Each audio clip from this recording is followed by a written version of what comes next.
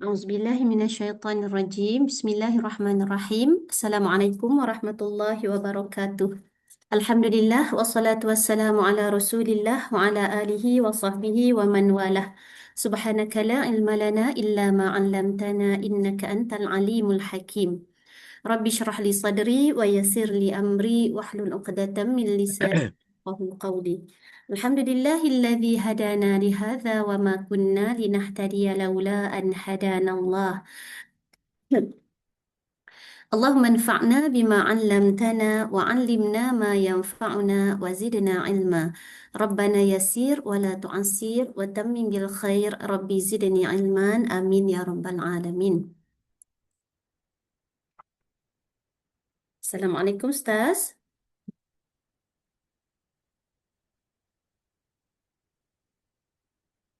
Masya Allah. Kat Pulau Peringgi tu, Kak. Okey. Apa dia Ustaz? Tu, Pulau Peringgi, Batu Peringgi tu. Bukanlah dekat rumah ni je. Dekat Pantai Rovina dekat rumah je. Tak boleh tahu tak? Okey, Kak. Ustaz, insyaAllah hari ini kita, Ustaz nak ulang sikit ayat 13 sebab rasa Kak Iza macam tak masuk pengajaran lagi. 13 Okey. Pengajaran ayat, lepas tu kita masuk 14 lah. Kita Hmm. masih dalam segmentasi yang pertengahan surah ayat 9 hingga ayat 16. Baik, silakan Alright. Ustaz. Assalamualaikum warahmatullahi wabarakatuh. Alhamdulillah wassalatu wassalamu ala Rasulillah wa ala alihi wa sahbihi wa man wala. Subhanaka la ilma lana illa ma 'allamtana innaka antal alimul hakim wa la hawla wa la quwwata illa billahil aliyyil azim. Rabbi shrah li sadri wa yassir li amri wahlul 'uqdatam min lisani yafqahu qawli. Allahumma aftah alaina hikmataka wa anshur alaina min khazaini rahmatika ya arhamar rahimin. Baik, alhamdulillah, segala puji bagi Allah. Petang ini kita dapat sambung kembali tadabbur juzuk 30, yang mana kita semua sedang membincangkan masih lagi kita mempelajari surah Al-Buruj. Okey, untuk kita pastikan pembelajaran kita ini dapat diikuti dengan baik, mari kita ulang kembali maqsad bagi surah Al-Buruj. Okey, tujuan surah Al-Buruj ini adalah Allah SWT menggunakan ayat-ayat dalam surah Al-Buruj adalah untuk memberikan ancaman. Okey, Allah nak menakut-nakutkan kepada manusia.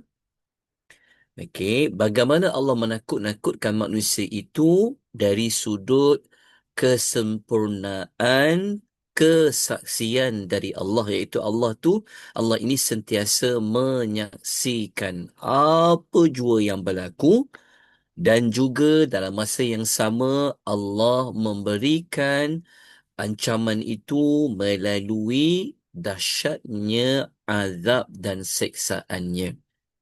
Jadi tajuk ini hujungnya akan membawa manusia bersiap sedia untuk kehidupan di hari akhirat. Jadi manusia ini dia perlu ditakut-takutkan. Kerana apabila dia kenal Allah, dia tahu Allah tu sentiasa menyaksikan betapa dahsyatnya kemurkaan Allah, maka membawa manusia itu kepada menjadi insan yang bertakwa. Surah Al-Buruj kita telah sampai pada kumpulan ayat yang ke-9, ya. Masih lagi dalam kumpulan ayat pertengahan surah, ayat 9 sampai ayat nombor 16. Yang mana sebelum ini kita telah selesai 7 ayat yang pertama berkenaan dengan 4 sumpah yang Allah gunakan sumpah ini sebagai penegasan bahawa sesiapa yang zalim, dia akan berada di dalam kebinasaan, seperti mana ada kisah penggali parit api Ashabul Ukhdud. Kemudian kita juga telah masuk beberapa ayat dalam segmen pertengahan surah sampailah ayat nombor 13, tapi kita akan ulang kembali ayat nombor 13 pada petang ini, yang mana ayat-ayat ini ada diperincikan dua jenis balasan. Balasan pertama, balasan azab. Balasan kedua iaitu balasan syurga. Okey, jadi untuk menguatkan tentang bagaimana cara Allah memberi balasan, bagaimana Allah boleh beri balasan yang balasan azab, dan bagaimana Allah boleh memberi balasan yang penuh dengan kenikmatan, mari kita rujuk ayat nombor 13 um, dalam surah Al-Buruj. Baik. Ayat yang ke-13, sebelum ini kita telah pun mengetahui. Okey, kita kena tengok balik ayat nombor 12 sekejap. Saya. Okey, sewaktu kita belajar ayat yang ke-12, Allah memberi ancaman tentang bagaimana azabnya yang sangat berat lah. Okey, ini azab Allah yang sangat berat. Okey, jadi kita telah bincang pengajarannya. Okey, pada ayat yang ke-13 ini, pada ayat nombor, sekejap ya. Okey, pada ayat nombor 13, Allah Subhanahu Wa Taala mengingatkan kepada manusia, kalau azab di dunia itu Allah boleh timpakan azab yang keras, maka di hari akhirat pasti Allah juga boleh memberikan azab yang lebih keras. Maka Allah menunjukkan kekuasaannya yang boleh membawa manusia kembali hidup di hari akhirat. Okey, dalam ayat ini Allah berfirman, A'udzubillahi minasyaitonir rajim, innahu huwa yubdi'u wa yu'id.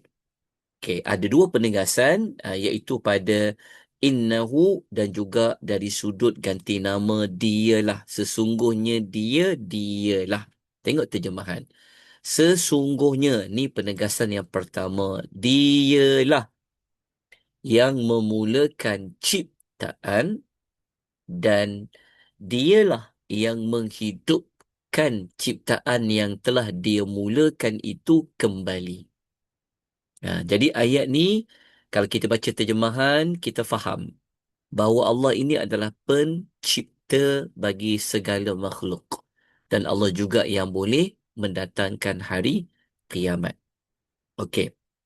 Jadi ayat ini sebenarnya sama perbincangannya dalam surah Ar-Rum ayat nombor 27, di mana Allah Taala berfirman, wa huwa allazi yabda'ul khalqa thumma yu'iduhu wa huwa ahwanu alaihi. Okey, dialah yang menciptakan. Okey, kita semua orang tahu bahawa Allah tu adalah pencipta. Okey, Allah lah yang menciptakan. Maka Allah juga yang akan mengembalikan hidup kembali. Maka Allah Ta'ala kata, nak hidupkan balik manusia ni senang sangat, mudah bagi Allah Subhanahu Wa Ta'ala. Okey, jadi kalau di sini saya ada lampirkan ulasan Dr. Wahbah Zuhaili dalam Taksir Al-Munir. Apakah kesinambungan antara mencipta dengan mengembalikan? Kata Dr. Wahbah Zuhaili rahimahullah, Allah Subhanahu Wa Taala mempunyai kekuatan yang sempurna. Tak ada siapa boleh halang mana-mana kehendak Allah. Kalau Allah berkehendak untuk menciptakan manusia, tak ada siapa boleh halang. Begitu juga kalau Allah berkehendak untuk hidupkan manusia pun, tak ada siapa boleh menghalang Allah Azza wa Jalla. Okey. Okey. Kenapa? Okey. Kemudian, apakah relevannya penyebutan ayat seperti ini di dalam kumpulan ayat yang kalau kita baca ayat 10 ni kan berbentuk tentang azab, tentang kebinasaan, kan, tentang orang yang zalim, bakar orang-orang beriman di dalam lubang api dan sebagainya. Kenapa tiba-tiba ayat ni diselitkan tentang Allah menciptakan, Allah menghidupkan kembali. Okey. Kita baca kenyataan pada maklumat ini. Kehidupan ini bukan di dunia sahaja, tetapi ada satu kehidupan lain di hari akhirat. Okey. Kalau di dunia pun, okey, kalau susah sementara di dunia, kalau kita kena dizalimi, kena bunuh macam macam penduduk yang beriman itu, macam gulam itu kan, itu adalah ujian sahaja. Kalau dia beriman, mereka akan mendapat kehidupan yang kekal abadi dalam kenikmatan yang tidak ada bandingannya. Jadi, relevannya ayat ini adalah untuk menghiburkan, memberi semangat, memberi motivasi kepada orang-orang yang beriman. Kalau ada mana-mana manusia yang dia diancam bunuh, seperti mana kisah Ghulam dengan penduduk di tempat dia yang terpaksa mengorbankan nyawanya, terpaksa mereka apa ni mengorbankan jiwanya demi mempertahankan agama. Jadi Allah ingatkan nanti Allah akan hidupkan mereka kembali di hari akhirat untuk balasan nikmat yang abadi. Begitu juga kalau pihak-pihak yang kafir, maka penyebutan ayat 13 tadi sebagai amaranlah. Kalau mereka tindas manusia, bunuh umat Islam, mereka ni pun akan dibangkitkan juga nanti dihidupkan. Dan mereka akan diadili dengan adil dan akan mendapat balasan yang setimpal. Keadilan Allah SWT pasti akan ditegakkan. Jadi itulah munasabah uh, penyebutan maklumat pada ayat yang ke-13 dengan dikaitkan dengan ayat-ayat yang sebelum ini. Dan kita pun sebutlah tadi tujuan surah ini berbentuk memberi amaran, kan? Okey. Kemudian kita lanjutkan lagi dengan beberapa pengajaran yang boleh kita ambil. Okey, ayat 13 ini nombor satu, kekuasaan Allah Subhanahu Wa Taala dalam menghidupkan manusia sebanyak 2 kali. Sebelum manusia tiada, Allah yang hidupkan. Setelah manusia hancur lebur di dalam tanah, pun Allah boleh hidupkan. Berapa kali? 2 kali Allah boleh hidupkan. Kemudian, antara pelajaran lain yang boleh diambil, kehidupan sebenar adalah di hari manusia hidup buat kali yang kedua, iaitu di hari akhirat. Kemudian kita terus ke ayat yang ke-14. Ayat 14 ni fungsinya untuk fungsinya adalah untuk Allah mengenalkan dirinya dengan lebih lanjut. Kan Allah dalam masa yang sama, ingat tak sebelum ini kita tahu Allah Ta'ala memberi peluang untuk bertaubat, kan? Walaupun kalau ada orang bunuh orang Islam seperti kisah Ghulam itu, tapi ruang taubat itu terbuka luas. Maka pada kali ini Allah menyebutkan nama-namanya dan sifat-sifatnya yang mulia. Okay. Yang pertama, Allah Ta'ala menyebutkan wa huwal ghafurul wadudu. Wa huwal ghafurul wadud. Okey, mari kita lihat terjemahan ayat. Okey. Ya. Nombor satu, nama Allah yang mana? Ghafur lah. Nombor dua, nama Allah yang mana? Iaitu nama Allah yang pertama adalah Ghafur, yang kedua adalah Wadud. Okey, apa makna ayat ini? Mari tengok terjemahan. Dan dialah yang maha pengampun lagi maha pengasih. So, Al-Wadud di dalam ayat ini bermaksud yang maha apa? Yang maha pengasih. Okey. Kita lanjutkan dengan membincangkan apa. Okey. Saya ada buat. Okey, saya tak bawa Ghafur. Okey, cuma saya minta tuan-tuan buat catatan. Okey, kalau Allah menggunakan namanya Al-Ghafur ya, Al-Ghafur merujuk pengampunan dosa-dosa sama ada ianya dosa kecil ataupun dosa besar. So Al-Ghafur adalah merujuk kepada nama dan sifat Allah yang Maha mengampunkan seberat mana dosa itu. Okey, sama ada dia besar ataupun kecil. Itulah Al-Ghafur. Manakala Al-Wadud, okey, dalam Tafsir Al-Munir menerangkan Allah menggunakan namanya dan sifatnya Al-Wadud bermaksud Allah Subhanahu wa taala amat mencintai para hamba-Nya yang taat, dengan Allah memberikan pahala kepada mereka dengan pahala yang paling sempurna. Ya, Al-Wadud. Saya um, Wadud. Okey, kita lanjutkan lagi dengan pengajaran ayat. Okey.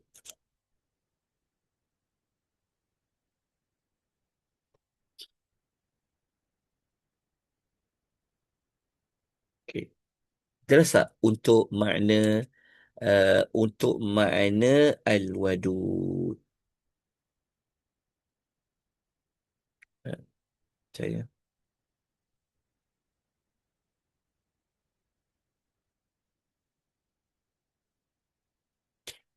Al-Wadud ni adalah nama Allah, kalau terjemah pengasih kan. Tapi pengasih dekat situ, pengasih yang nama Allah Wadud ni pengasih yang um, apa ni, pengasih yang berbentuk pengasih dari sudut Allah berbuat kebaikan, pemberi ganjaran, pemberi nikmat dan memuliakan. Nah, itulah Al-Wadud.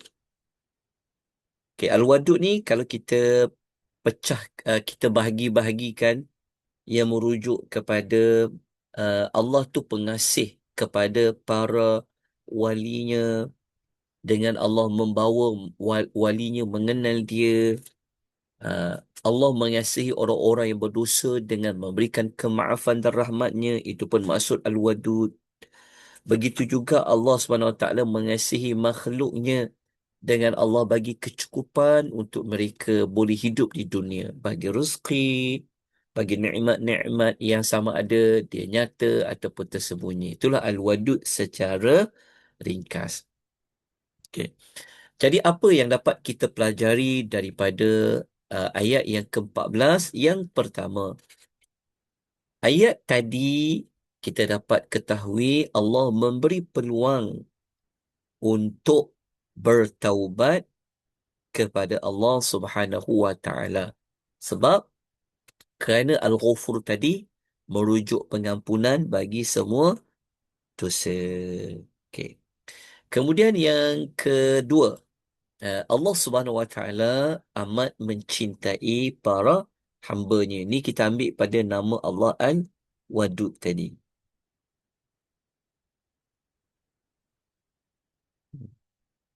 Jadi kalau Allah tu amat mencintai para hamba-Nya, apa tindakan kita? Kita kena buatlah perkara-perkara yang menyebabkan Allah tu jatuh cinta dengan hamba-hamba.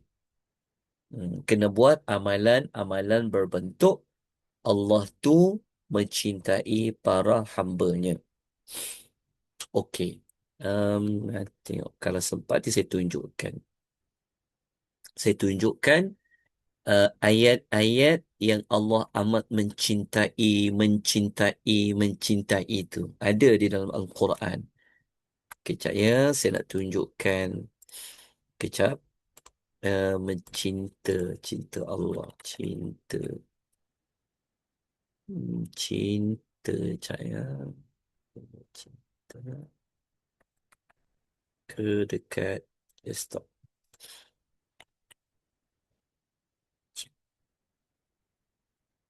Uh, oh Allah kasih rasanya. Ya.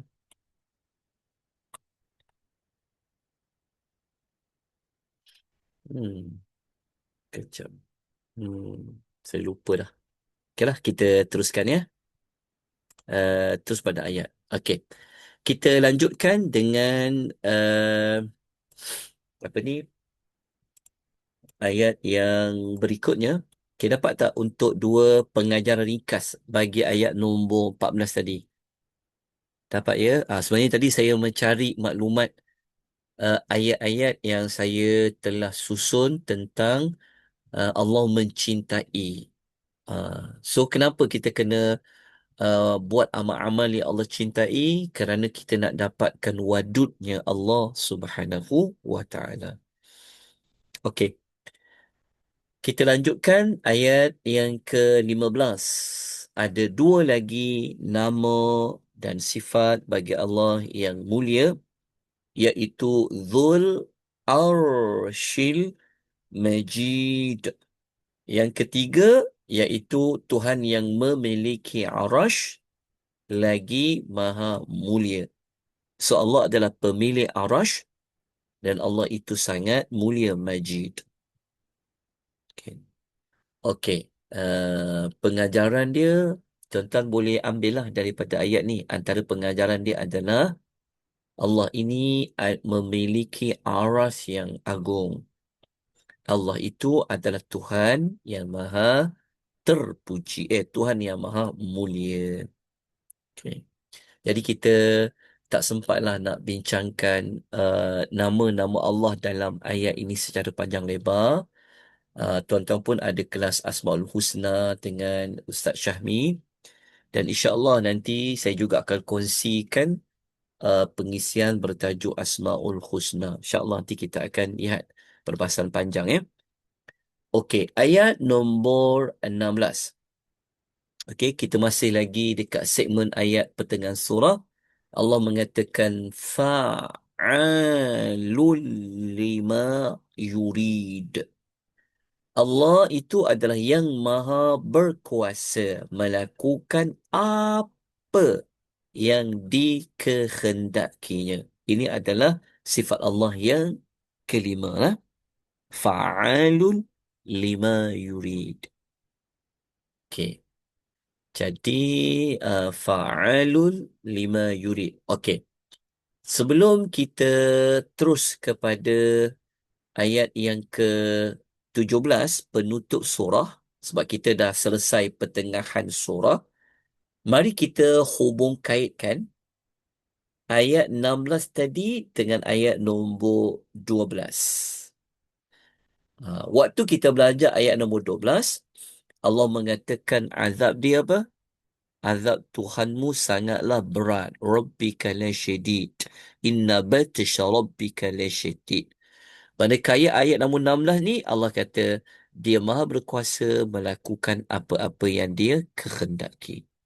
Allah boleh ringankan azab. Allah boleh hilangkan azab. Allah boleh kekalkan azab. Allah boleh bagi azab yang pelbagai tahapannya. Okey. Kemudian kita lanjutkan dengan ayat yang ke-17. So kita dah masuk pada penutup surah Al-Buruj ini. Okey. Mari kita lihat golongan yang pertama. Okey. Allah Ta'ala berfirman, Hal ataka hadithul junud. Adakah telah sampai kepadamu, wahai Muhammad, satu berita tentang bala tentera?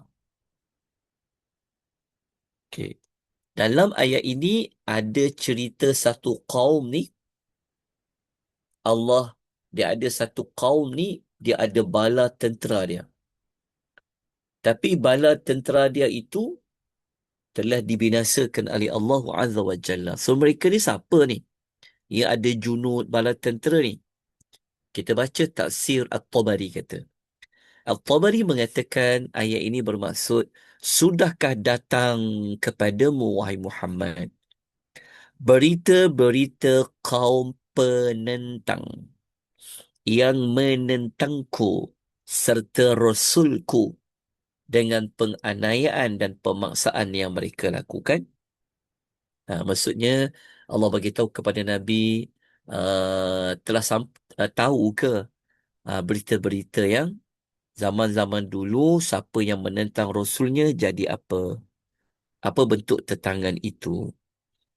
Okey. Kita lanjutkan dengan ayat yang ke-18. Ayat 18 ni, okey, setakat ni boleh faham tak keterangan ringkas ayat nombor 17 ni? Hmm. Okey. So ayat 17 tak sebutkan siapa bala tentera yang telah Allah binasakan tadi. Cerita mereka tu cerita yang berita yang sangat besar. Jadi terangkan ayat nombor 18. 18 tu bala yang mempunyai bala tentera tu siapa? Fir'aun wa Thamud. Penentang pertama Fir'aun. Penentang kedua Thamud. Okey, mereka Firaun dan Samud lah. Saya tak perlu ulas lah sebab semua orang faham Firaun dan Samud. Okey. Kenapa sebut Firaun dulu baru Samud? Sedangkan kalau ikut sejarah, Samud, kaum Nabi Allah Saleh, datang dulu sebelum Musa pada zaman Firaun itu. Kerana apa? Ini agak-agak Allah nak susun dari sudut apa ni? Ini dari sudut apa? Kenapa sebut Firaun dulu? Yang paling dekat dengan zaman Nabi. Zaman Nabi Musa kan? Hmm. Lagi, kan ayat sebelum tu pasal kebinasaan kan? Sebab Yang paling Samud, banyak. uh, Samud ni dia tak terkenal sangat dengan perbincangan tentang bala tentera. Tapi siapa yang ada banyak bala tentera dia adalah Fir'aun, dia dari sudut tahap kezaliman dia. Okey? Sebab ayat ni kan berbentuk memberi amaran, menakut-nakutkan. Jadi yang paling belagak, yang rasa sombong, bongkak, adalah Fir'aun. Kemudian baru datang kaum Samud. Okey. Mari kita tengok ringkas saja kisah Fir'aun. Tak mau cerita panjang lebar. Okey. Yang ini kita rujuk dalam suratul Qasas. Okey. Cerita ayat 3 hingga 4. Kisah Nabi Musa dengan Fir'aun lah. Okey. Ayat nombor 4 lah. Ayat nombor 4 ni ada 5 ciri Fir'aun ini. Tapi kita tak ke cerita panjang. Kita cerita pendek saja. uh, Tentang kejahatan Firaun ni. Kita nak tengok kenapa Allah sebut dia terlebih dahulu, kerana tahap kezaliman dia memang terlalu melampaui batas. Okey, nombor satu, Firaun ni Allah kata dia telah melakukan kezaliman di muka bumi dengan melampaui batas. Dia meninggi diri. Itu nombor satu. Nombor dua, Firaun ni dia menjadikan penduduk dia berpuak-puak tau. Dia tak suka penduduk dia bersatu. Dia tak suka Kibti campur dengan Bani Israel. Dia tak suka ada rakyat dia bersatu hati. Sebab kalau bersatu hati, boleh lawan dia. Itu dia panggil konsep pecah dan kuasa. Itulah. Okay. Lepas tu, yang ketiga, dia menindas satu kaum antaranya. Dia bagi keistimewaan kepada kaum Kibti. Tapi dia menzalimi Bani Israel antaranya. Yang keempat, dia jumpa mana-mana anak lelaki di kalangan Bani Israel, puak yang ditindas tu, dia akan bunuh dan biarkan anak perempuan mereka hidup. Dan Allah Ta'ala letakkan kesimpulannya, dia adalah di kalangan orang yang sentiasa melakukan kerosakan. Kerosakan ni maksudnya dia buat dosa lah. Ya, setiap orang yang buat dosa besar, syirik kepada Allah, dia panggil makhluk perosak di muka bumi. Okay, ni saya tak nak cerita lah. Okay, semua orang faham. Cuma kita nak tengok kejahatan Firaun ni sampaikan dekat ayat surah Nazi'at tu.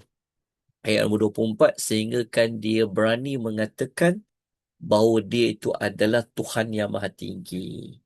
Faqala ana rabbukumul a'la. Okey, nampak kan? Berat kan? Kezaliman dia. Okey, sekarang kita tengok sedikit latar belakang kaum Samud.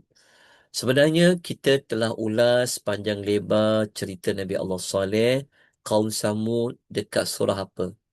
Masih ingat tak surah apa? Syam. Ya, surah Asy-Syam.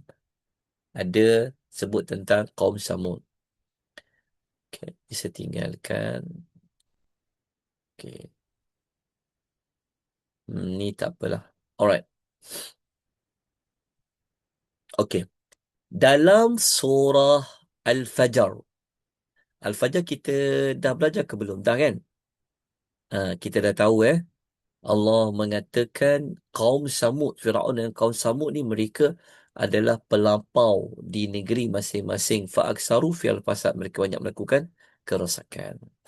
Okey, kita terus ayat yang ke-19.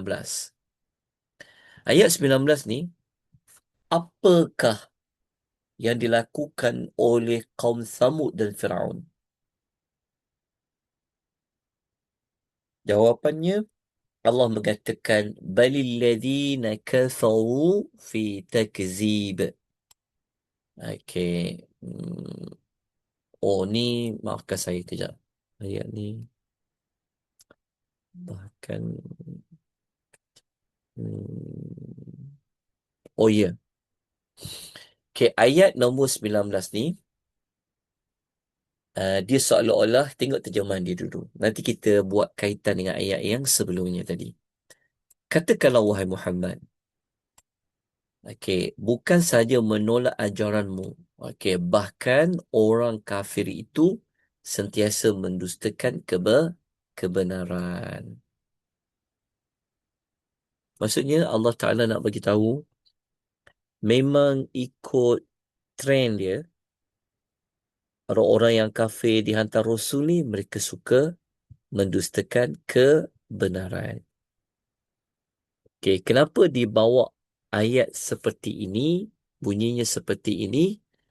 Ini adalah nak menakut-nakutkan orang-orang Arab musyrikin. Sebab apa?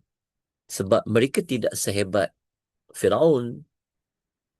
Tapi apa jadi dengan Firaun? Mereka tidak sehebat kaum Samud. Tapi apa jadi dengan kaum Samud tu?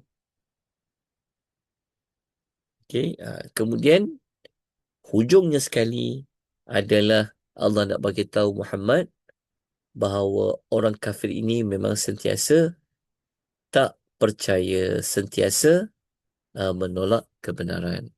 Okey, mari kita tengok ada tak justifikasi dia. Okey. Kenapa kisah kaum Samud ni Allah sebutkan juga? Kerana orang Arab musyrikin ni kita kena tahu diorang ni perjalanan diorang nak pergi musim sejuk, musim panas kan. Ingat lagi tak kita pernah ulas dekat Surah Quraisy. dekat surah Quraisy tu, betul. Dia punya jalan dia. Diorang ni kalau mereka ulang alik nak keluar musim sejuk, musim panas dengan perniagaan dan sebagainya, mereka akan lalu tempat kaum-kaum yang telah Allah binasakan. Dia betul itulah laluannya. Tapi mereka serik tak? Mereka ambil iktibar tak? Jawapannya tidak. Tapi itulah di antara hikmahnya. Allah menyebut tentang kaum Samud dan Firaun. Okey, ini contoh laluan yang mereka akan jumpa. Kalau musim panas, mereka pergi Syam, mereka akan jumpa kaum Samud. Kalau mereka musim sejuk, mereka pergi Yaman, mereka jumpa kaum Samud. Okey. Jelas ya? Okey. Kita lanjutkan. Apakah di antara faedah Allah menyebutkan tentang kaum-kaum yang sebelum ini kepada Nabi sallallahu alaihi wasallam? Yang pertama adalah untuk memberi hiburan kepada Nabi sallallahu alaihi wasallam dan menguatkan baginda sallallahu alaihi wasallam. Nak bagi semangat Nabi, cekal Nabi. Lepas tu Nabi juga perlu motivasi. Tapi siapa motivasikan Nabi? Jawapannya adalah Allah. Siapa yang layak menghiburkan baginda Nabi? Jawapannya adalah Allah Subhanahu wa ta'ala. Okay. Yang Allah bagi tahu tadi kan, Rasul-Rasul dulu pun mereka didustakan. Dan apatah lagi baginda Nabi SAW pun didustakan. Okay, faedah yang kedua, untuk memberi gertakan dan ancaman berat kepada orang Quraisy yang mendustakan Rasulullah sallallahu alaihi wasallam dan yang menentangnya. Sebenarnya bukan hanya untuk kita yang uh, apa ni, memberi gertakan ancaman berat kepada mendustakan Rasulullah. Okey, menentangnya. Okey, betul lah ni. Okey.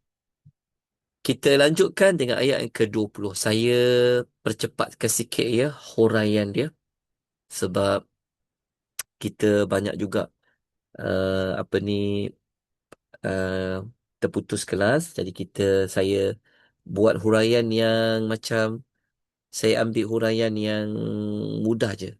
Ya, dia kita panggil tafsir secara ijmali. Okey, ayat nombor 20, Allah Taala menyebutkan wallahu min waraihim muhit. Sedangkan pengetahuan dan kuasa Allah meliputi atas segala perbuatan mereka. Okay. Kalau baca terjemahan ni, boleh faham tak maksud dia apa? Baca terjemahan je. Ha. Maknanya Allah tu maha berkuasa lah kan? Ha. Allah maha mengetahui. Mari kita tengok dia punya keterangan ayat dia. Okay, dalam tafsir Ibnu Katsir kata macam ni. Ibnu Katsir kata, ayat tadi tu sebenarnya Allah nak bagi tahu dia berkuasa ke atas mereka. Maha perkasa yang tidak ada yang dapat melepaskan diri dari siksaannya. Dan mereka juga tidak dapat membuatkan Allah tu menjadi lemah. Ya, kita lihat maklumat yang berikutnya. Okey. Kita belum baca ayat nombor 20 lagi. Ayat 21. Tapi ada kaitan dengan ayat yang sebelumnya. Okey ya. Jadi, orang-orang musyrikin Mekah ni sepatutnya mereka kena insaf lah. Sebab kalau Allah boleh binasakan Firaun, Allah juga boleh binasakan mereka. Kalau Allah boleh binasakan kaum Samud, Allah pun boleh binasakan kaum Samud. Jauh antara langit dan bumi kalau nak dibezakan kekuatan, pengaruh, kekayaan orang musyrikin Mekah dengan Firaun dengan kaum Samud tu. Okey, kalau ayat 19 yang kita baru baca tadi, mereka sentiasa mendustakan Rasul. Manakala ayat 21 yang sekejap lagi kita akan baca, rupanya mereka juga mendustakan Al-Quranul Karim. Mari kita baca ayatnya.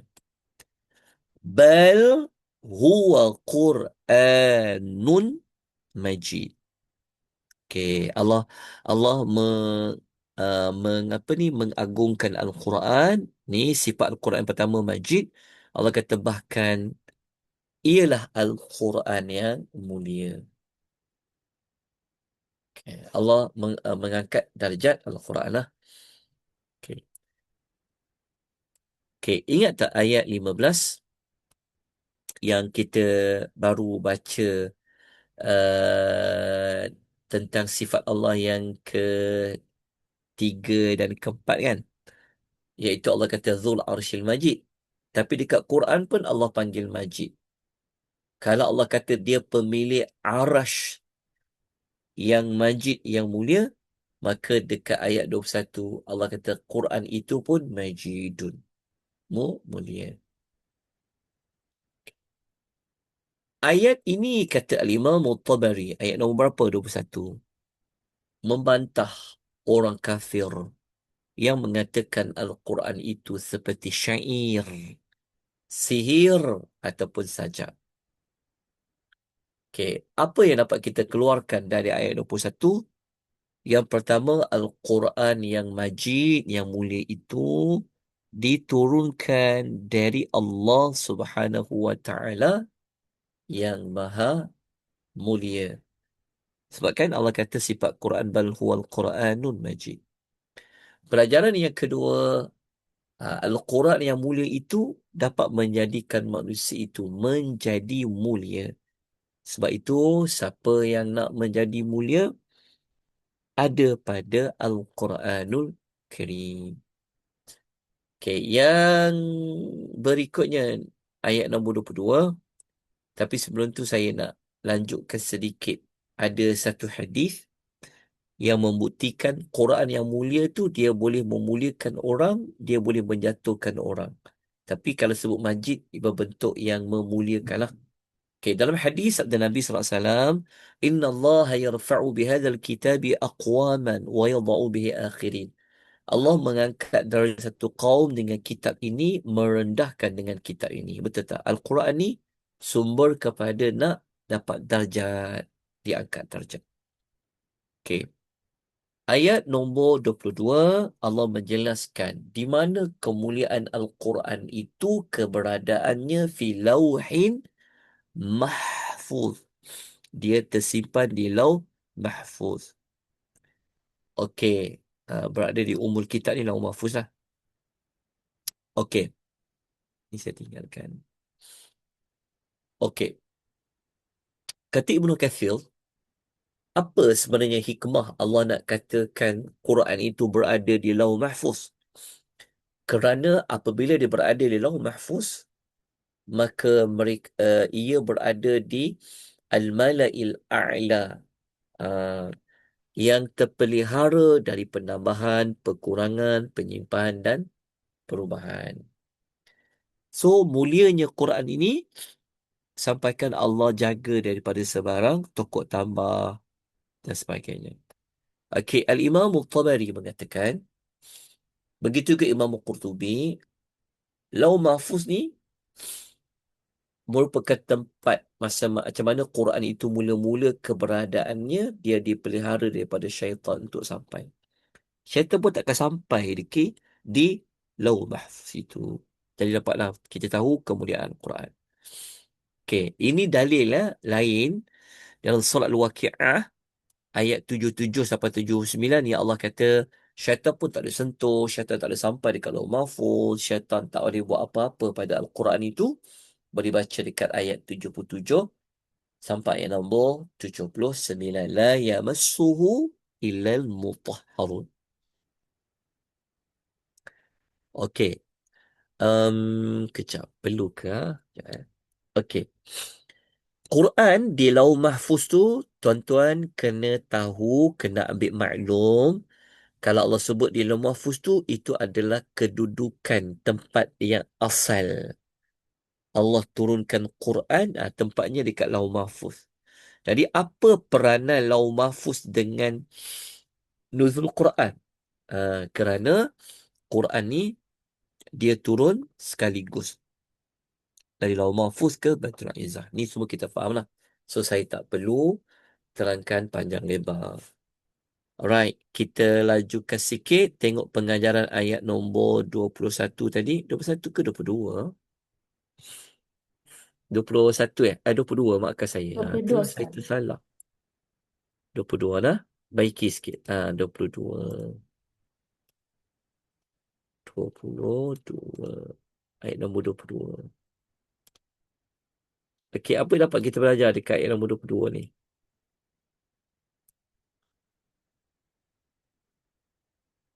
Okey, tengok ya. Al-Quranul Karim diturunkan dari Allah yang Maha Mulia. Ni Ustaz terulang yang ayat 21 tadi Ustaz dah bagi Oh, dia pengajaran. oh ya kau. Ustaz tulis sekali Jap, tu. jangan tu. Okey, jap.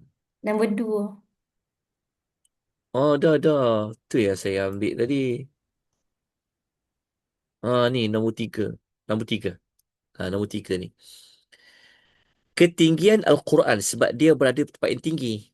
Lauh Mahfuz dapat meninggikan darjat manusia. Kalau mulia tadi, Al-Quran yang mulia dapat memuliakan manusia. Kalau Al-Quran itu pada tempat yang tinggi dapat meninggikan darjat manusia. Okey, itu pengajaran dia. Tapi orang-orang kafir tolak Quran. Ni yang apa ni? Satu sifat yang dicela oleh Allah Azza wa Jalla. Okey, yang ini saya tunjukkan hadis kelebihan orang yang baca Quran, dia baca secara tartil, ya. Nanti dia boleh gunakan ayat-ayat Quran dia tu sebagai tangga untuk dia naik satu tingkat, satu tingkat, satu tingkat, satu tingkat. Seperti mana hadis ni lah, hadis ni masyhur kan. Allah kata kepada ahlul Quran, okey, Allah kata baca dan naiklah. Sesungguhnya darjatmu dalam syurga berada pada akhir ayat yang kau baca. Jadi kena banyak baca Quran, kena banyak fahamkan Al-Quran. So dia menjadi faktor kemuliaan dan ketinggian kita. Okay, kemudian habis dah surah Al-Buruj. Saya buat pendek je. Alright. Ada soalan tak? Sebelum kita nak masuk satu lagi surah. Ada pertanyaan? Boleh ikut tak? Petang-petang ni. Saya pun macam ngantuk je saya ni. Nak hujan pula tu. Subhanallah. Dengan Ustaz Cakap. macam sesama. Betul. Sebab dia makan ubat ni memang. Okey. Kita lanjutkan. Tak boleh rehat ni. Sebab kita nak baca Quran banyak ni. Nak naik tangga tingkatan tinggi ni. Kita kena banyak belajar. Okey. Dah selesai? Kita nak masuk surah. Surah apa, Kak?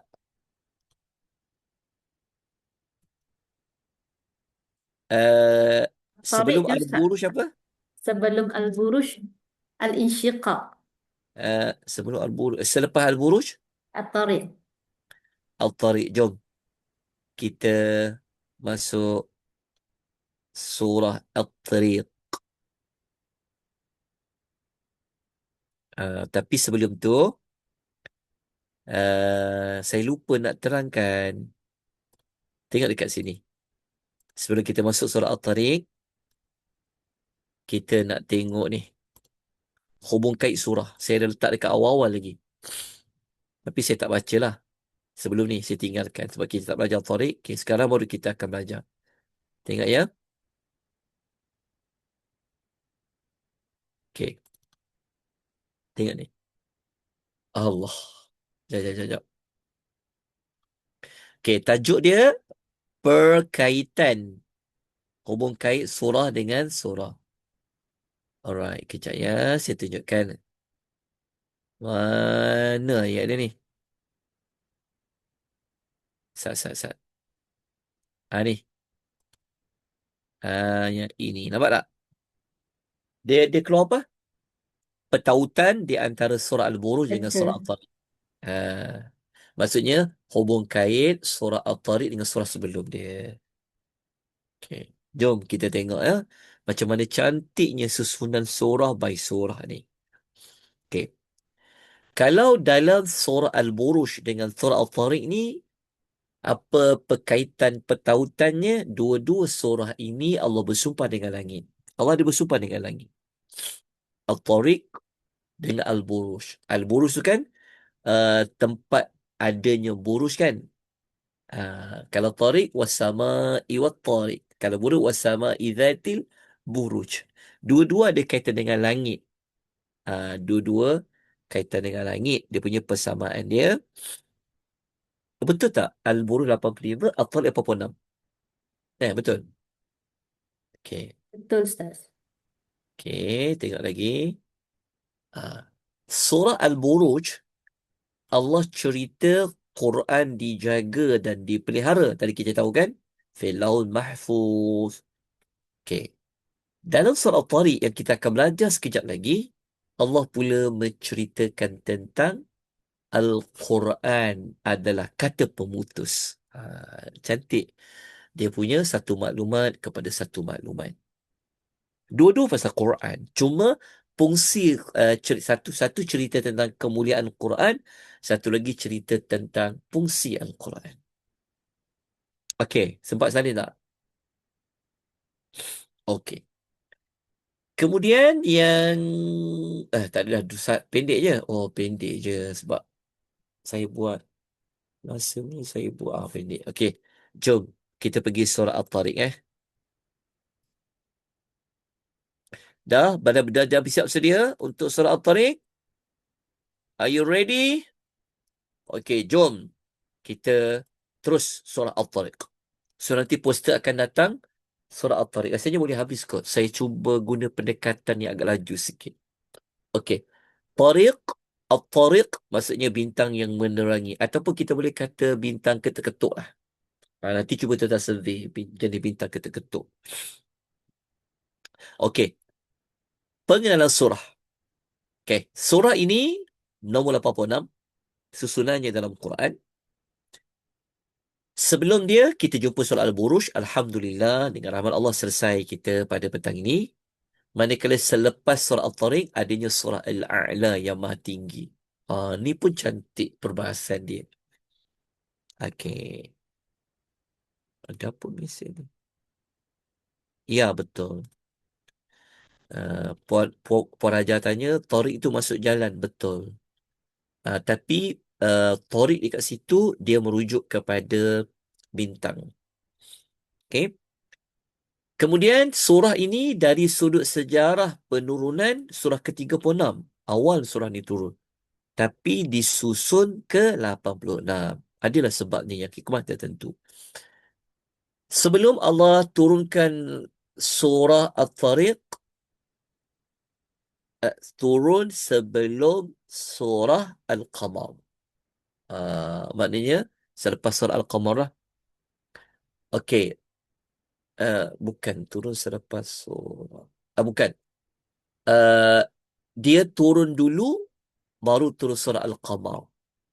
Okey. Kemudian uh, surah Al-Balad turun, lepas tu baru turun surah At-Tariq. Okey. Surah ini Makkiyah. Allah turunkan sebelum hijrah. Ayat dia ada 17. Kalau Al-Buruj 22, ni 17. Jumlah muka surat hanya satu sahaja. Boleh tengok pada halaman 591. Manakala jumlah kalimahnya ada 61 daripada Wassama'i wa Tariq. Tengok contoh. Macam mana kira 61 tu? Tengok. Saya buat sampai ayat 4 je lah. Tu tak kira lah sampai habis 17 tu.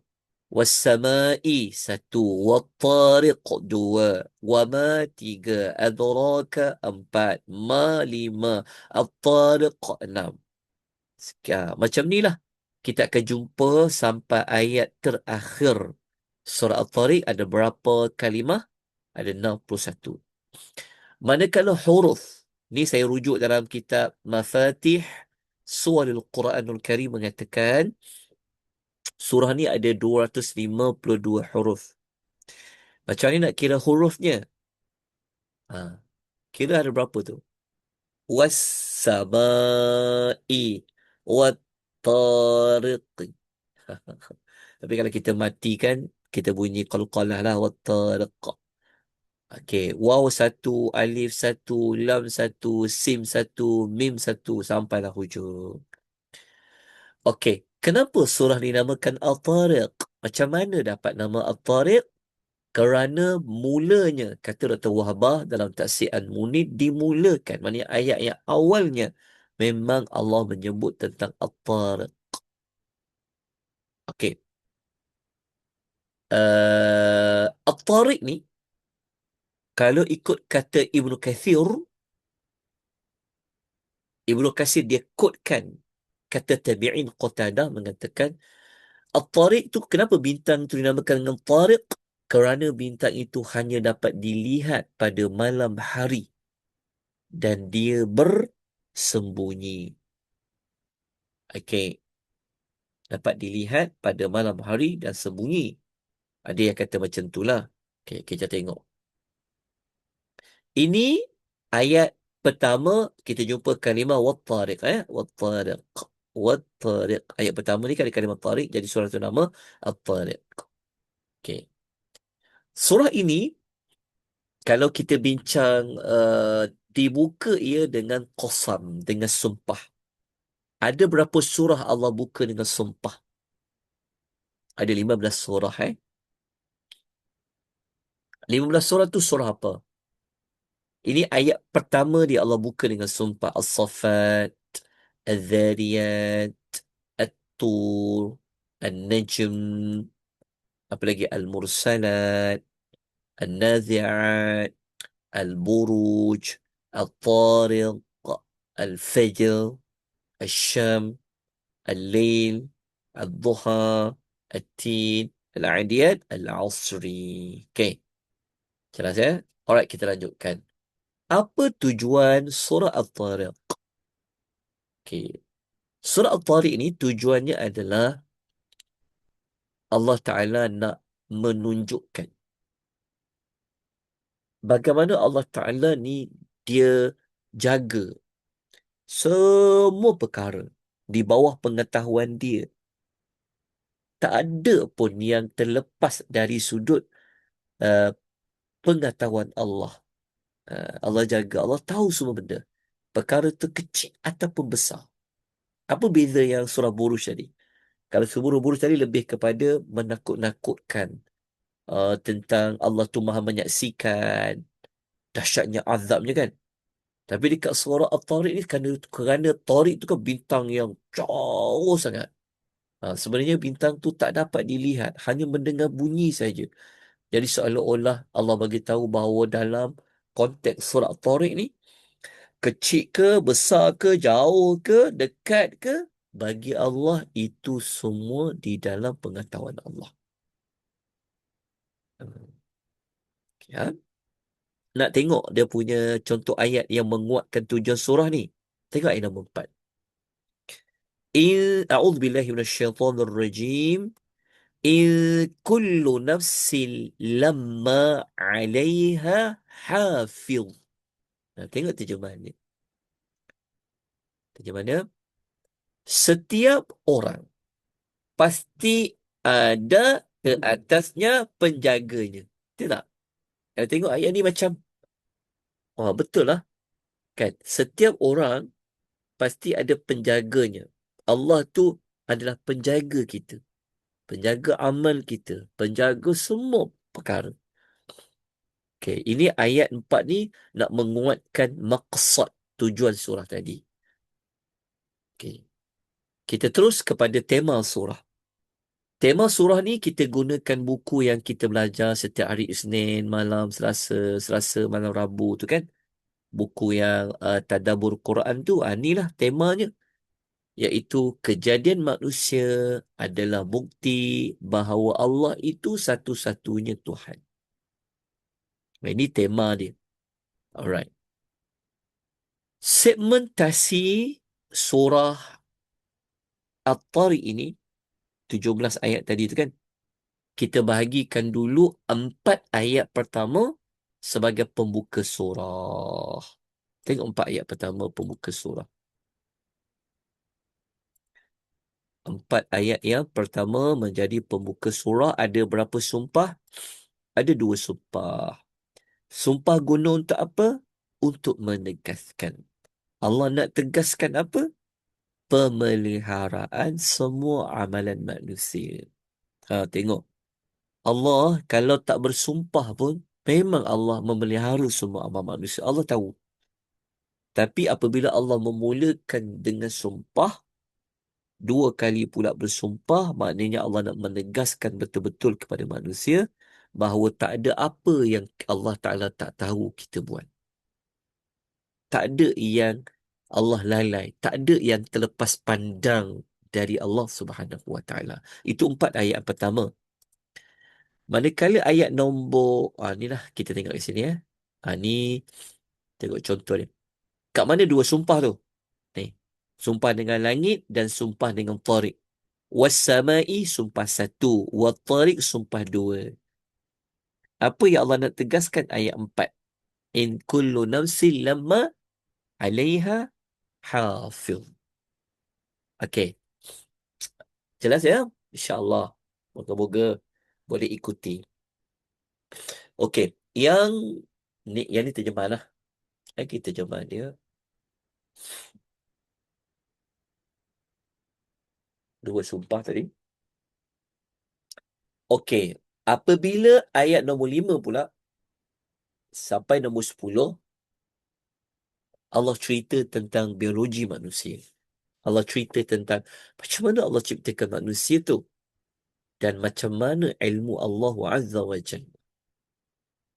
Kalau kita belajar tubuh badan manusia ni kan, itu dah complicated kan. Kalau kita tengok gambar telinga kan, dalam dia, kita tengok gambar mata, kita tengok mata kan, ya Allah, berselerak. Uish, Allah Ta'ala ni maha hebat. Kalau kita tengok gambar apa, rangka, kan, sampai kan bayangkan, benda yang dalam perut kita ni kita tak nampak kan. Macam mana perjalanannya, Allah lah yang menciptakan manusia tu. Okey, ini 5 ayat. Ayat 5 sampai ayat nombor 10. Okey. Kemudian, kita lanjutkan dengan ayat yang berikutnya. Okey, tengok ya. Dekat ayat 5 kan, Allah sebut penciptaan manusia lah. فَلْيَنْظُرِ الْإِنسَانُ مِمَّا خُلِقَ. Manusia ni dia tak mau fikir ke daripada apa dia diciptakan. Lepas tu Allah dia cerita pasal ilmu dia. Macam mana ilmu dia? Tengok dekat ayat nombor 9. Yawma tublas sarair. Pada hari dizahirkan segala rahsia. Nampak tak? Allah ciptakan manusia. Allah ciptakan hati. Rahsia dekat hati. Allah tahulah. Allah ciptakan otak. Maka Allah tahu manusia ni berfikir guna belah otak kiri ke, otak kanan ke. Allah tahu sebab Allah pencipta otak itu. Itulah yang Allah nak sampaikan. Okay. Kemudian, ayat 11 sampai 14, ada sekali lagi Allah bersumpah.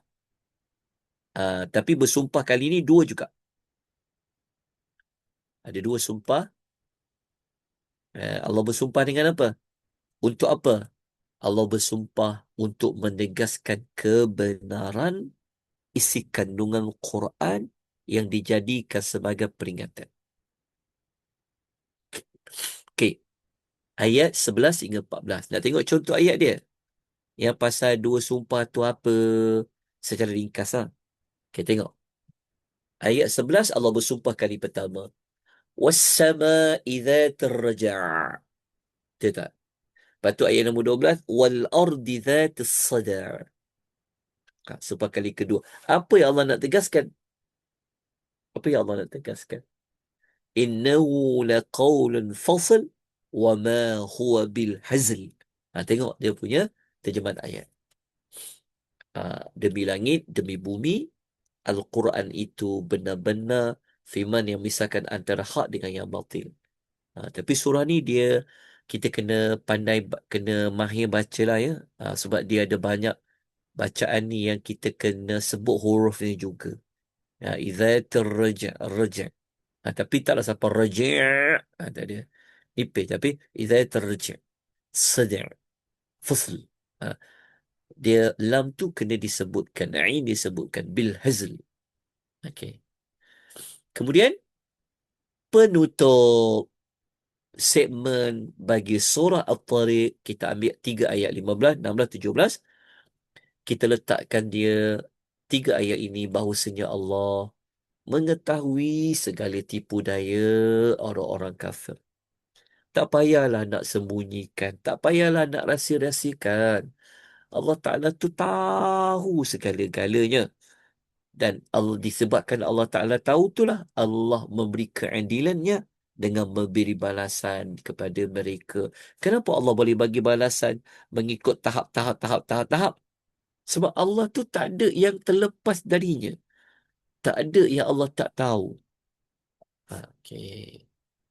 Barulah kita lihat nanti ayat pertama, tapi sebelum kita tengok bagaimana Allah Ta'ala sebut tentang perancangan orang-orang yang jahat ni. Innahum yakiduna kaida wa akidu kaida famahilil kafirina amilhum ruwaida.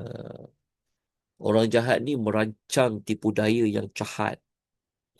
Okey, Allah pun tahu apa nak timpakan kepada mereka. Alright. Sebelum kita masuk ayat yang pertama, mari kita lihat pertautan antara pembuka dan penutup. Waktu kita baca ayat sebagai pembuka, betapa hebatnya ilmu Allah yang mengawasi semua amal manusia. Tapi kalau kita baca dekat penutup, kesempurnaan ilmu Allah yang memelihara dan membalas.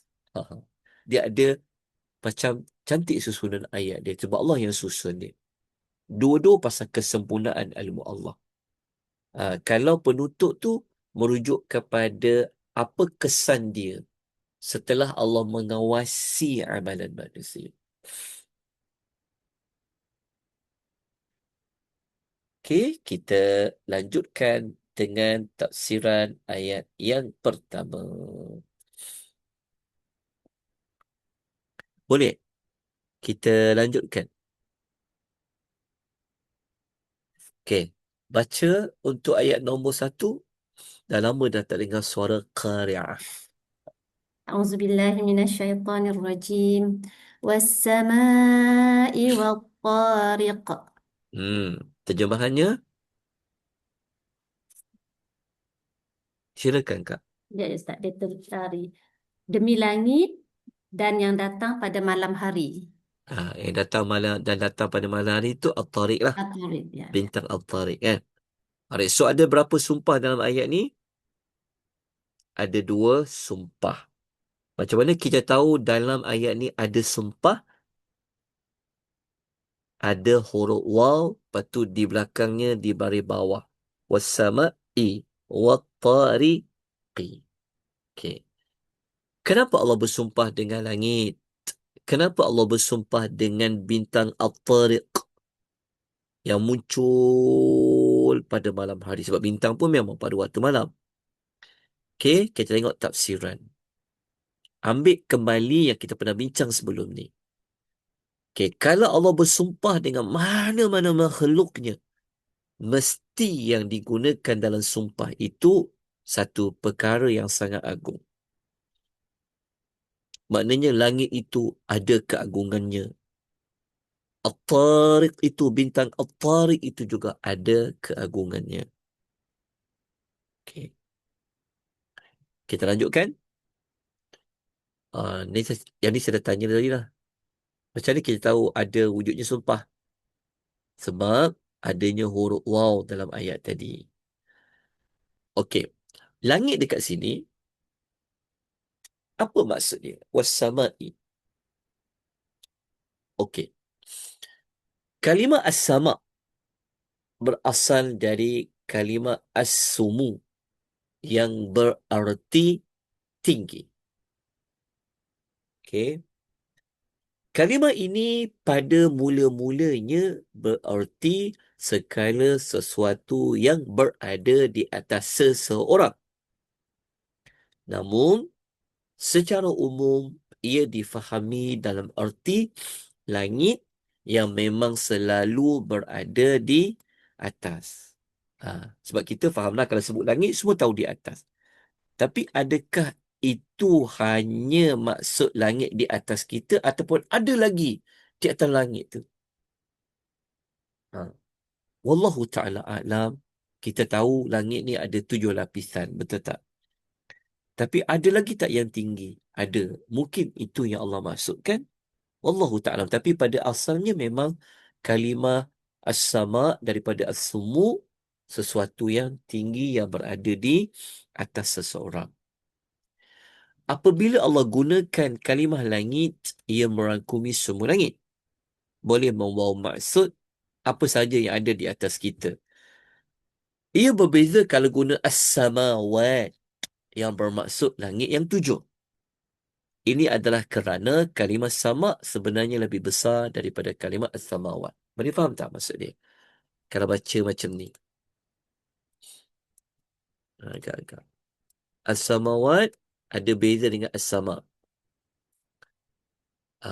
Kita boleh kata kalau sebut as-sama, ia merangkumi as-samawat. Tapi kalau sebut as-samawat, belum lagi merangkumi as-sama. Macam itulah. Maksudnya as-sama ni lebih luas lagi daripada as-samawat. Ini kalau ikut apa yang diperbincangkan. Jadi adakah itu yang Allah bermaksud was-samai, demi yang lebih besar lagi daripada 7 lapisan langit, 7 langit tu? Boleh jadi juga sebab dia perkataan as-sama. Okey. Ayat nombor 18 untuk menunjukkan ketinggian langit tu. Ayat nombor 18 ni kita dah sebut, belum lagi belajar Al-Ghasyiyah, belum belajar kan? Okey, kita akan belajar nanti. Contoh. Ini ayat yang menyokong betapa tingginya langit itu sehingga kena Allah bersumpah. Wassama tadi itu wa ila samai kayfa rufi'at. Dan bagaimana langit itu ia ditinggikan. Kan Allah bersumpah wassamai, demi langit tadi. Tapi kalau kita gabung dengan ayat nombor 18 tadi, Allah bersumpah demi langit tu dari sudut apa? Ketinggiannya, keluasannya, ketinggiannya. Rufi'at. Okey. Kita lanjutkan. Dalam surah Syam, Allah bersumpah demi sama ni, dia punya hebat dia bukan sekadar tinggi, luas, tapi dia merupakan satu binaan. Wassama'i wa ma banaha. Okey. Kemudian, kalau kita tengok dalam surah An-Nazi'at, yang sebelum ni kita dah sebut sedikit kan, ketinggian dia, rafa'a samkaha fasawwaha. Bukan sekadar tinggi, tapi tak ada lubang-lubang, tak ada retak, tak ada yang tak seimbang, sempurna. Tinggi dan sempurna binaannya. Lepas tu Allah bersumpah wassamai. Okey. Ni kita tinggalkanlah. Alright. Saya nak terus pergi kepada pengajaran ayat yang pertama dan kedua. Okey, berdasarkan dua sumpah tadi, dapat kita keluarkan kesimpulannya betapa agungnya dan besarnya Allah Subhanahu Wa Taala yang dapat kita lihat keagungan Allah itu pada ciptaannya. Cuba bayangkan. Kalaulah langit itu luas, tinggi, 7 pula tu petala langit. Kan? Lagi besar langit tu, lagi tinggi, lagi luas. Lagi tinggi, lagi luas. Jadi ia menunjukkan bagaimana agungnya dan hebatnya Allah Azza wa Jalla. Ayat yang kedua. Okey, ayat yang kedua. وَمَا أَدْرَاكَ مَا الطَّارِقُ. Dan tahukah engkau apakah at-tariq itu? Kan? Kenapa Allah bertanya? Tadi Allah bersumpah demi langit dan at-tariq. Jadi Allah nak emphasiskan lagi at-tariq itu, Allah bertanya. Kamu tahu tak? Kamu tahu tak apa tu tariq tu? Okey. Ungkapan macam ini kata Quraish Shihab dalam Taksim Misbah mengatakan, kenapa Allah tanya? Ini adalah cara untuk menggambarkan kehebatan sesuatu yang sangat sulit dijangkau pada hakikatnya. Okey. Allah bertanya macam tu, benda yang ditanya tu macam, oh benda tu kalau Allah tak terangkan, kita tak tahulah. Ha, maksudnya hebatlah. Sama macam Allah tanya, wama adraka ma lailatul qadar. Sama nak wama adraka ma tariq. Ha, soalan tu. Okey, kemudian kita lanjutkan. Apabila Allah SWT bertanya sebegitu bermaksud, informasi itu kalau Allah tak bagi tahu kita, kita takkan dapat tahu. Maknanya Allah bertanya seperti itu sebenarnya Allah nak terangkan. Tapi dalam masa nak menerangkan itulah Allah mengangkat tentang kehebatan At-Tariq itu. Alright. Kita lanjutkan lagi. Kalau Allah SWT tak beri ilmu pada kita, tak ajar pada kita, kita pun takkan tahu apa-apa. Terutama At-Tariq itu. Sebab semua ilmu tu datangnya dari Allah Azza wa Jalla. Okay. Cuba kita tengok contoh ayat ni. Apa beza kalau Allah bertanya wama adraka dengan wama yudrika? Apa beza dia? Kalau Allah guna wama adraka, maknanya Allah akan bagi tahu apa yang Allah tanya tu. Tapi kalau wama yudrika, kita tak akan dapat jawapan dia. Tengok ulasan dekat sini. Allah Subhanahu Wa Taala hendak mengingatkan ada benda yang kita tengok tapi kita tak tahu rahsia dalam sesuatu perkara itu.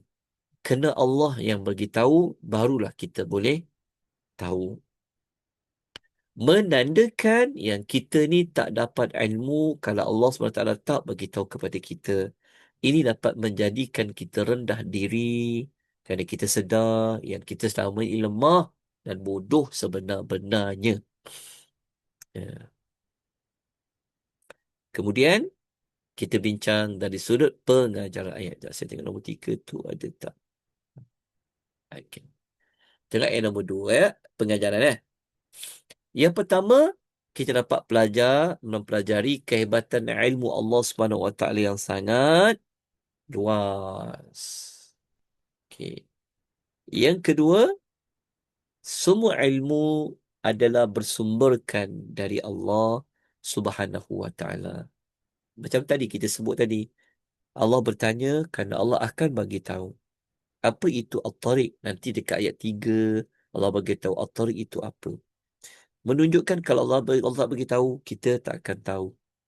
Menunjukkan bahawa semua yang kita tahu itu adalah dari Allah Subhanahu wa taala. Okey, baru masuk ayat 3. Okey, setakat ni boleh faham tak? Boleh ikut? Boleh Ustaz? Boleh. InsyaAllah.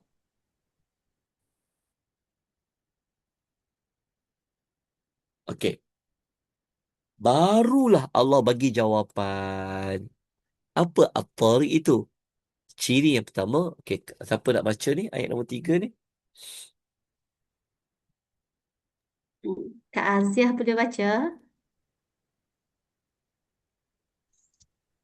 Diam InsyaAllah. je depa ni. A'udzubillahiminasyaitanirrajim. An-najmu tsaqib. Ha, apa maksudnya Kak?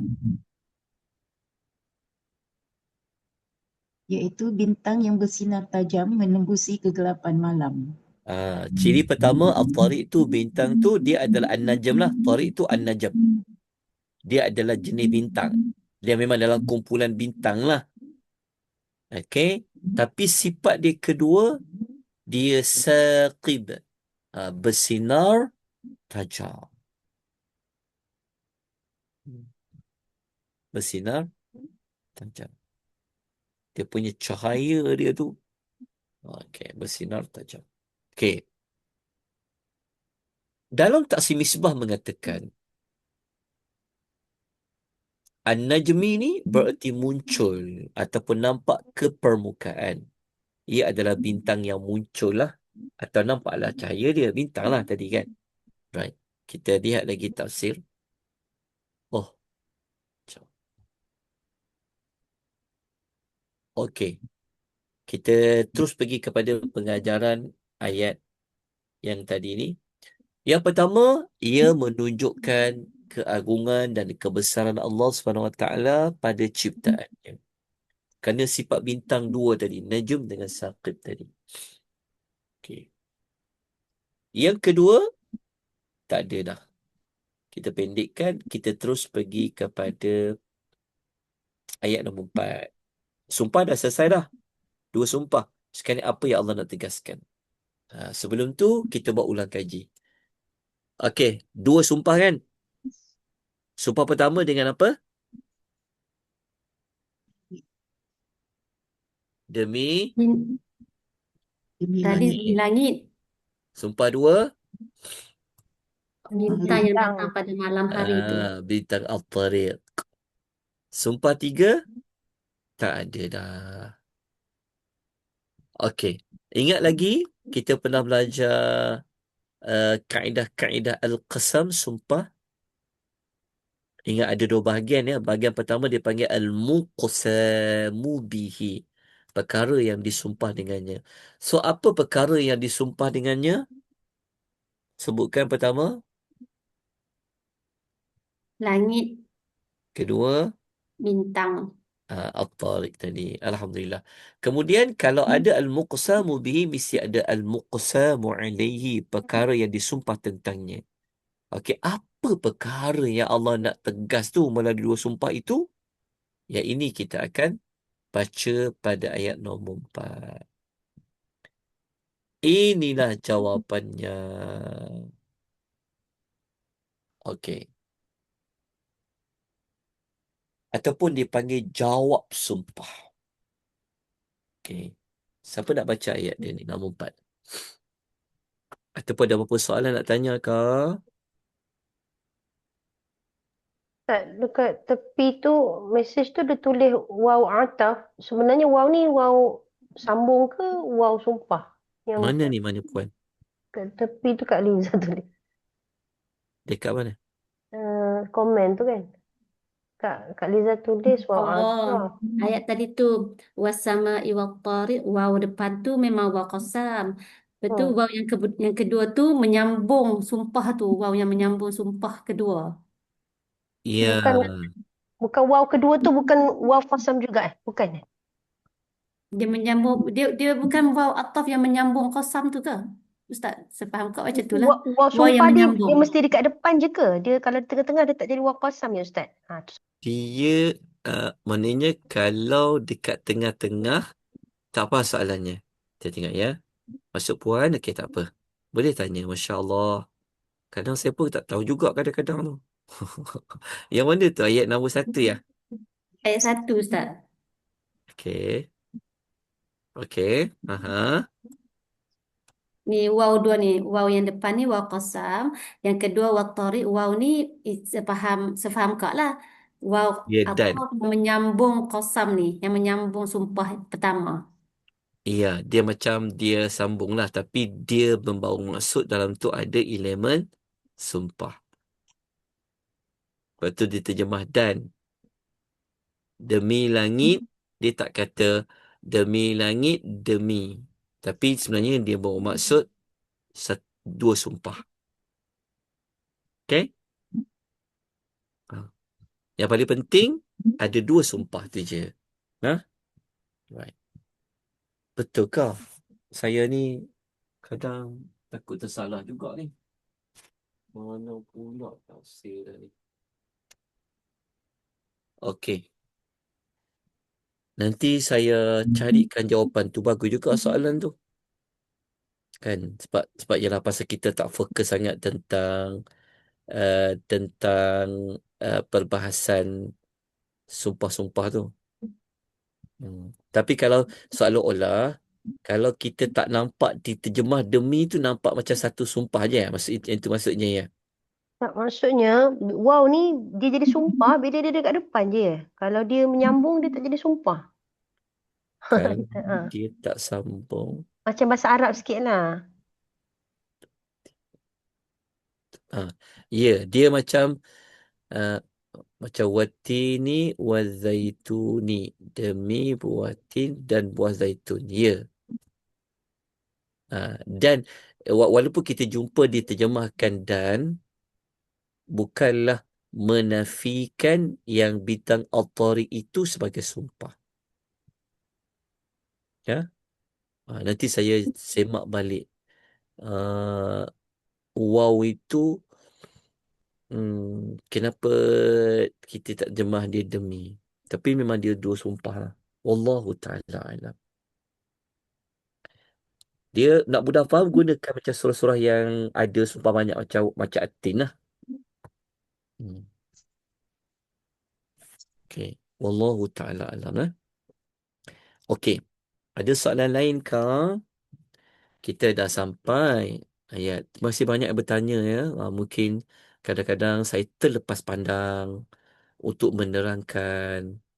Tapi setakat ni saya rujuk semua tu dalam kitab tafsir lah. Jangan bimbang dari sudut maklumat tu. Tapi nak belajar lebih dalam kan. Alright. Siap saya tadi. Okey, ayat 4 ni kita kena sambung minggu depan kot. Untuk jawab sumpah. Kalau yang terjemahan tuan-tuan, dia tulis macam satu sumpah je. Ke macam mana? Tak, dia tulis dan lah, Ustaz. Betul, dia tulis dan lah. Tapi dalam tu dia ada sumpah lah. Sebab depan dia ada sumpah. Okey. Ni kita sambung minggu depan lah. Boleh? Ayat nombor 4 ni. Jawab sumpah. Jadi kita surah, poster kita adalah surah At-Tariq. InsyaAllah kalau saya buat laju macam ni, dia akan boleh habis tu minggu depan tu. At-Tariq. Okay.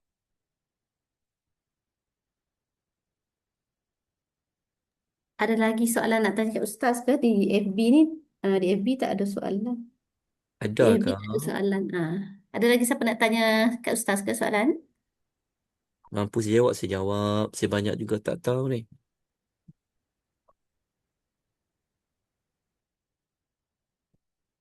Kalau tak ada,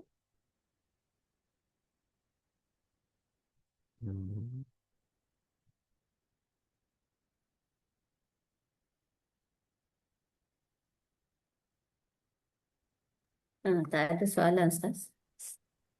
okey. Kalau tak ada,